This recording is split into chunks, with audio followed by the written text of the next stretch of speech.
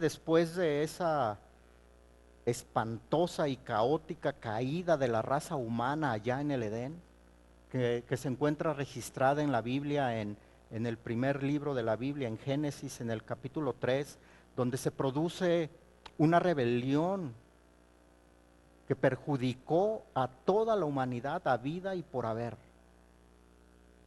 En ese momento Dios actúa, y Dios actúa con una promesa de redención para el hombre.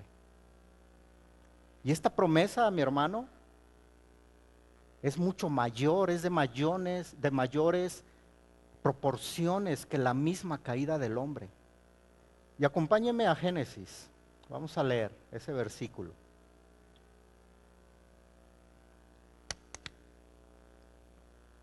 En el capítulo 3. Génesis capítulo 3, y vamos a leer este versículo conocido por todos nosotros, el versículo 15. Y a partir de aquí, mi hermano, a partir de este versículo, vamos a ver la cronología de un nacimiento.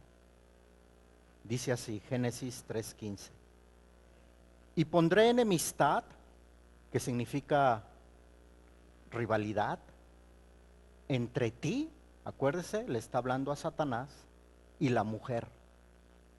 Y entre tu simiente, que es la humanidad caída, y la simiente suya. Esta, la simiente de la mujer, te herirá en la cabeza. Será un golpe certero, un golpe mortal, y tú le herirás en el calcañar. Calcañar significa talón, es decir, aún en esa victoria de Cristo, Él iba a sufrir, y iba a sufrir mucho.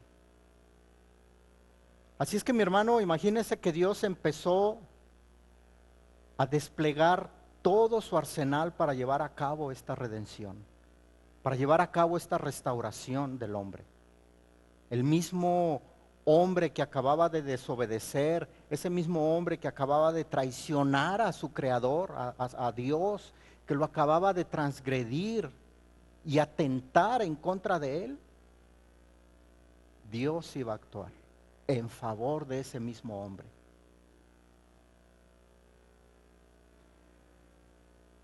¿Qué ocurrió primero en esto que acabamos de leer? Primeramente, Dios maldice a la serpiente, pero después también castiga a Adán y castiga a Eva. Pero también, mi hermano, a su vez, Dios les muestra su gracia, les muestra su misericordia y les muestra su amor. Porque Dios va a intervenir y Él promete restaurar la comunión que existía entre Él y el hombre como era al principio. Y si usted lee con atención de los versos 15 hasta el 21, mi hermano, se dará cuenta que primero les da las buenas nuevas y luego el juicio por lo que ellos habían hecho. Y en este versículo 15 encontramos la primera mención del Evangelio en las Escrituras. Es como si, retomando este versículo 15, es como si de alguna manera Dios le dijera a Satanás: bueno, tú te serviste, utilizaste a una mujer para traer condenación, ahora yo me voy a servir de otra mujer para traer la redención. Así es que esta promesa de Dios implica dos simientes, la de Satanás y una que vendría de una mujer. Y a partir de ahí, mi hermano, a partir de ese momento, comienza una incesante y una larga lucha entre la simiente de Satanás y entre la simiente de la mujer.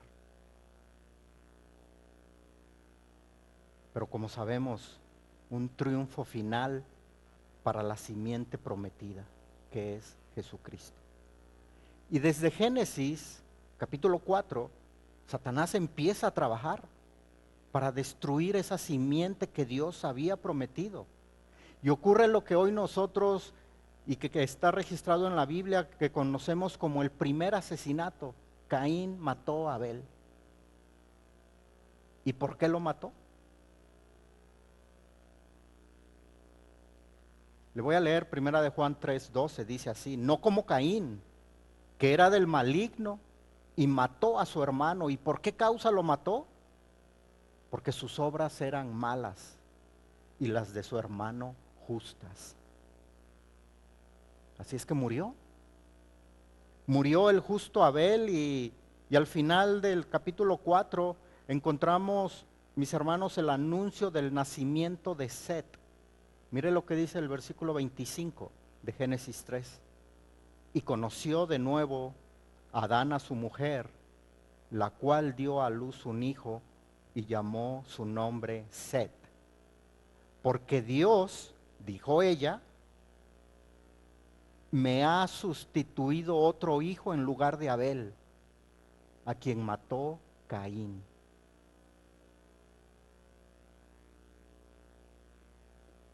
La restauración de la simiente prometida, la descendencia de la promesa, Satanás pensó que había terminado allí con eso. Pero no, no fue así. Sino que ahí estaba empezando apenas. Y desde Génesis capítulo 5, mis hermanos, vemos genealogías. Concretamente, hay allí 10 generaciones desde Adán hasta Noé, a través del linaje de Set, cuyo nombre significa sustituto. ¿Sustituto de quién? ¿A quién sustituyó Set? Abel. Abel, este hijo piadoso de Adán y de Eva, que su hermano por ser malo, malvado, lo mató.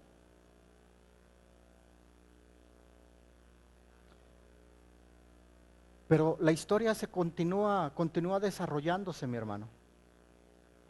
Y más adelante vemos que debido a esa incesante maldad del hombre, Dios devasta al mundo por medio de un diluvio. Pero tuvo misericordia de Noé, de sus hijos y de sus esposas.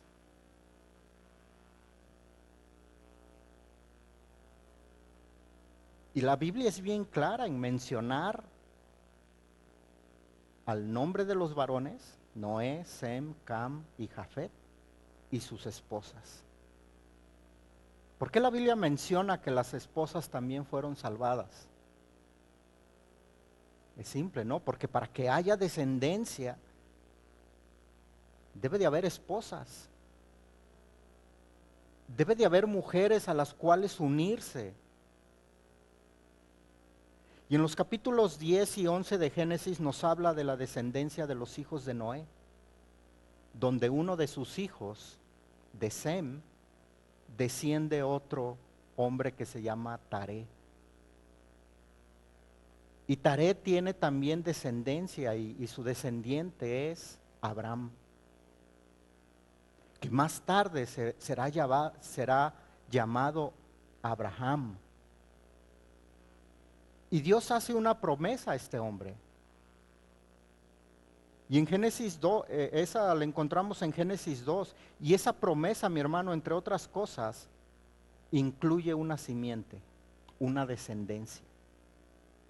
Y avancemos a Génesis capítulo 12, versículo 1 al 3. Le voy a leer. Dice así Génesis 12, 1 al 3. Pero Jehová había dicho a Abraham: vete de tu tierra y de tu parentela y de la casa de tu padre a la tierra que te mostraré.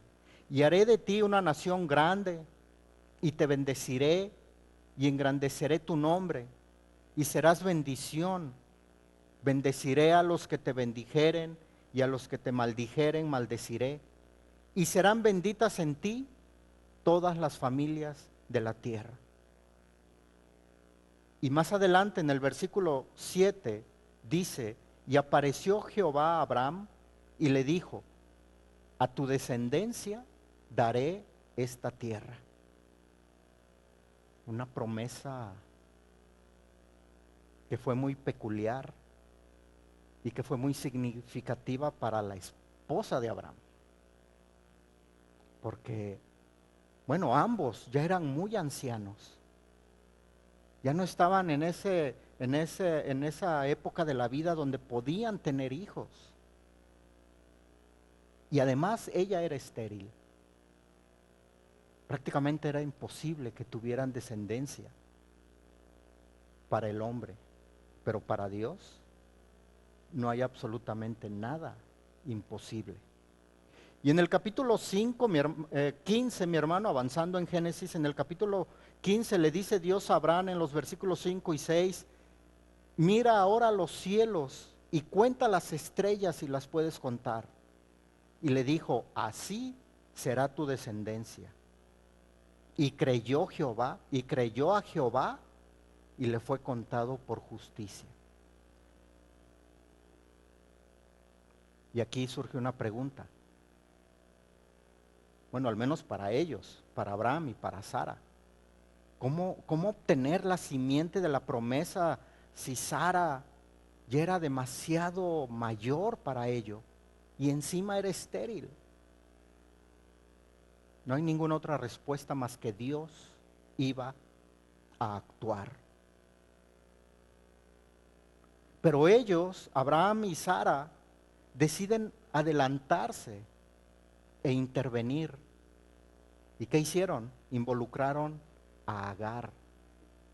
Agar, que era la criada, que era la esclava, para que ella les diera descendencia. Pero no se trata de descendencia solamente, sino que, mi hermano, se trata de la simiente que Dios prometió.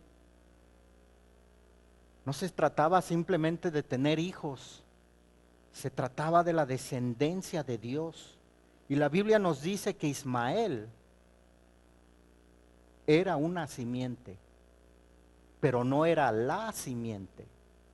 Isaac era la simiente. Y Dios, a través y por medio de Isaac y de su padre Abraham, nos hace, mi hermano, nos hace una demostración visual de cómo va a finalizar esta promesa, de cómo llevará a cabo el cumplimiento de esta promesa el Señor. Y Él lo va a llevar, Dios va a llevar a Abraham a lo alto de un monte, y allí va a haber un sacrificio. Pero no era Isaac. Voy a leer Génesis 22 de los versículos 6 en adelante. Génesis 2 de los versículos 6 dice así: y tomó Abraham la leña del holocausto y la puso sobre Isaac su hijo, y él tomó en su mano el fuego y el cuchillo, y fueron ambos juntos. Entonces habló Isaac a Abraham su padre y dijo: Padre mío. Y él respondió: heme aquí, mi hijo. Y él dijo: he aquí el fuego y la leña, mas ¿dónde está el cordero para el holocausto? Y respondió Abraham: Dios se proveerá de cordero para el holocausto, hijo mío. E iban juntos. Y cuando llegaron al lugar que Dios le había dicho, edificó allí Abraham un altar y compuso la leña y ató a Isaac su hijo y lo puso en el altar sobre la leña. Y extendió Abraham su mano y tomó el cuchillo para degollar a su hijo. Entonces el ángel de Jehová le dio voces desde el cielo y dijo: Abraham, Abraham. Y él respondió: heme aquí. Y dijo: no extiendas tu mano sobre el muchacho, ni le hagas nada, porque yo conozco que temes a Dios, por cuanto no me has rehusado a tu hijo, tu único. Entonces alzó Abraham sus ojos y miró, y he aquí a sus espaldas un carnero trabado en un zarzal por sus cuernos. Y fue Abraham y tomó el carnero y lo ofreció en holocausto en lugar de su hijo. Alguien más iba a sustituir a Isaac. Y continúa la vida de Isaac. Isaac tiene gemelos, Y ahora surge otra pregunta. ¿Por cuál de ellos vendrá la simiente? ¿Por cuál de estos dos hermanos gemelos vendría la prometida descendencia que Dios había hecho? Tal vez será el mayor, el primero, el primogénito.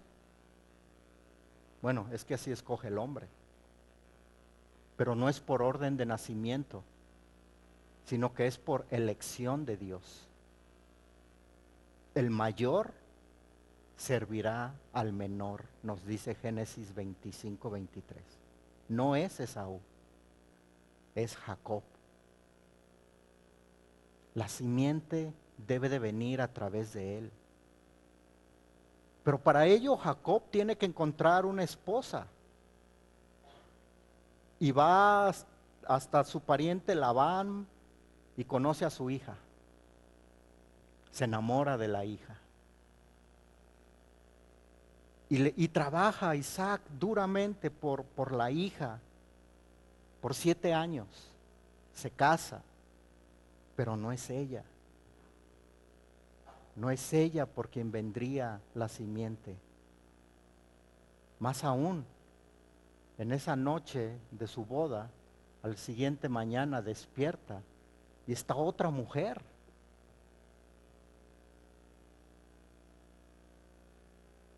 Imagínese a Isaac, Labán, trabajé 7 años por Raquel y me das a Lea. ¿Cuál fue la respuesta de Labán? Sí, porque la costumbre aquí es dar primero a la hija mayor antes que la menor. Y esta no solo, mi hermano, se convierte en una historia de amor, sino de elección. Dios iba seleccionando a la persona indicada a través de las generaciones para traer la simiente prometida. Aquella mujer a quien Jacob amaba, a Raquel, ella no puede tener descendencia, recuerda. Hasta que mucho, mucho más tarde da a luz a José, da a luz a Benjamín y después Raquel muere. Y José nos dice la Biblia, que José era el más amado sobre todos sus hermanos. Era el hijo amado de su esposa amada, pero tampoco era él. Y la mujer que él no quería, Lea, ella lo hizo. Y dio a luz a Rubén, a Simeón, a Leví, ¿y a quién más? A Judá. Y cuando leemos, mi hermano, toda esta historia toda esta historia de José desde Génesis 37 hasta el final del libro de Génesis, capítulo 50, ahí hay un capítulo en medio que como si no tuviera nada que ver, el capítulo 38. Capítulo que pareciera que está fuera de lugar, como si se abriera un paréntesis que rompe con la narrativa de la historia y de la vida de José. ¿Qué encontramos allí?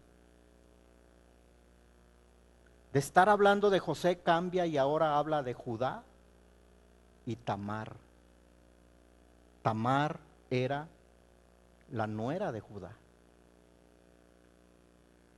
Y a propósito, le recomiendo que lea todo en su casa ahí con calma este capítulo 38 de Génesis.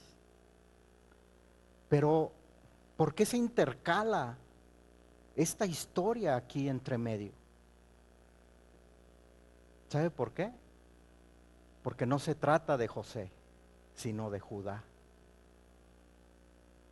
Y aunque Judá había cometido un grave pecado, solo imagínese, había embarazado a la nuera. Que también, claro, ella tuvo que ver porque se vistió de prostituta y se paró ahí en una esquina de la calle, en la calle.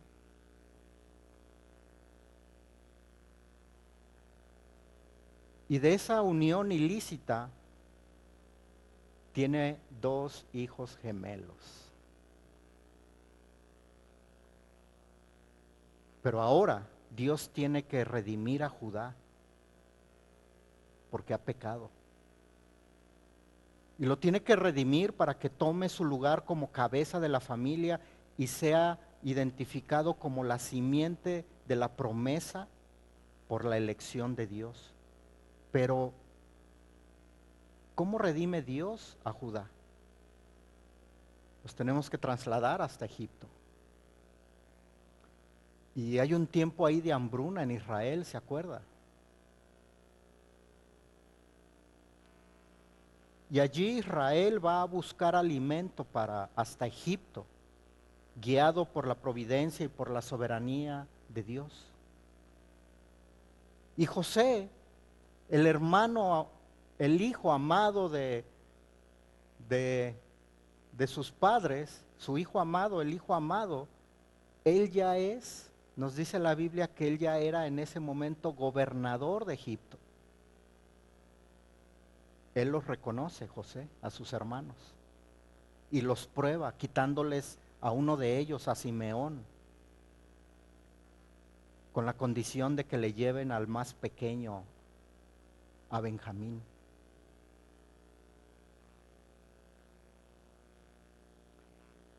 Se queda allí con José. Luego ellos, los otros hermanos, le llevan a José a Benjamín. Y aún sin reconocer ellos a José, él los despide, llevando todas sus alforjas llenas de alimento. Pero también al mismo tiempo los prueba al colocarle José su copa de plata entre las pertenencias de Benjamín, el menor. Y manda a su criado a que los registre, porque se le perdió la copa de plata. Y bueno, estaba en las cosas de Benjamín. Pero allí algo sucede. Judá le dice, mire, acompáñeme, avancemos. Génesis 44, 33 al 34. Judá le dice a José, yo me quedo contigo, pero deja libre a él. Debo hacerlo para agradar a mi padre. Mi hermano, nuevamente hay una sustitución. Y de la familia, de la descendencia de Judá, hallamos a un joven pastor de ovejas y un humilde adorador llamado David, quien es elegido nuevamente por Dios en lugar de sus 7 hermanos. Y lo eligió el Señor porque dice la Biblia que Dios ve el corazón y no las apariencias externas. David es el rey escogido por Dios. Pero como lo mencioné, mi hermano, Judá tuvo 2 hijos ilegítimos. ¿Y qué nos dice la palabra de Dios al respecto de esto? Porque sabemos que el rey, sabemos que la simiente prometida vendría de la descendencia de Judá. Pero esta descendencia que está teniendo Judá es ilegítima. Moisés escribió claramente que la simiente prometida vendría de Judá y también nos dice lo siguiente de esta simiente. Mire, le voy a leer Deuteronomio 23, 2. Dice así, no entrará bastardo en la congregación de Jehová ni hasta la 10ª generación. No entrará en la congregación de Jehová. Le voy a leer la Nueva Versión Internacional de este mismo versículo. No podrá entrar en la asamblea del Señor quien haya nacido de una unión ilegítima. Tampoco podrá hacerlo ninguno de sus descendientes. Pero termina diciendo, hasta la 10ª generación. Y aquí hay un problema. La simiente vendrá por Judá. Pero Judá tiene 2 hijos ilegítimos. Y la Biblia dice que habrá maldición hasta la 10ª generación. Pero ¿sabe qué? Para Dios esto no es ningún problema, porque Él tiene todo bajo control hasta el más mínimo detalle. Y ahora vayamos a Mateo capítulo 1 y veamos rápidamente el árbol genealógico de Jesús. En Mateo 1, de los versículos 3 al 6. Y aquí vamos a contar, mi hermano, 10 generaciones. Dice así, del versículo 3. Judá engendró de Tamar a Fares y a Zara, una generación. Fares a Esrom, 2 generaciones. Y Esrom a Aram. Aram engendró a Aminadab a Naasón, Naasón a Salmón, Salmón engendró a Rahab de Boz, Boz engendró a Ruth de Obed, y Obed a Isaí, Isaí engendró al rey David. 10 generaciones. ¿Qué nos está diciendo? Que con él, con el rey David, fue quitada la maldición. Y dice la Biblia que él es digno para sentarse en el trono. Y con él, toda su descendencia se ha limpiado de la maldición. Esto significa que esa línea mesiánica nuevamente ha sido purificada. Y años más tarde, David desciende a un valle para enfrentarse contra un gigante.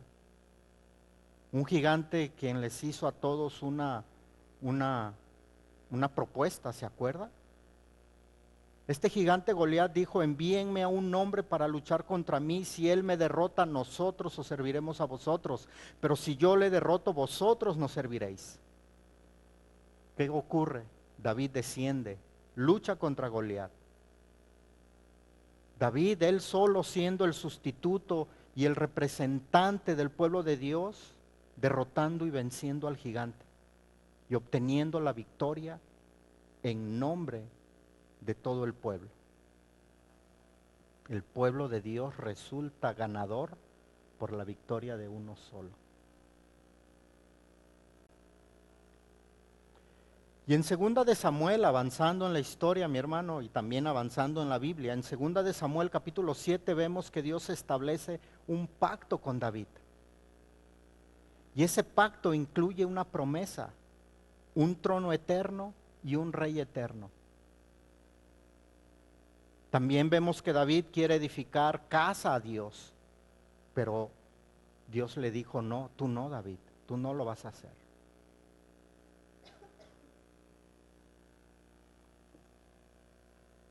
Es Dios mismo quien se va a edificar una casa. 2 de Samuel 7:16. Y será afirmada tu casa y tu reino para siempre delante de tu rostro, y tu trono será estable eternamente.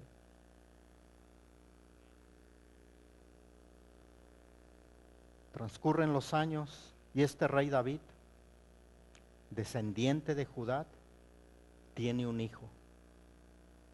Un hijo que vino aproximadamente 1000 años después, pero que es de su mismo linaje, que es de su misma familia, pero que es mucho mayor que él, conocido como el hijo de David. Y fue precisamente el profeta Isaías quien dijo 700 años antes que Cristo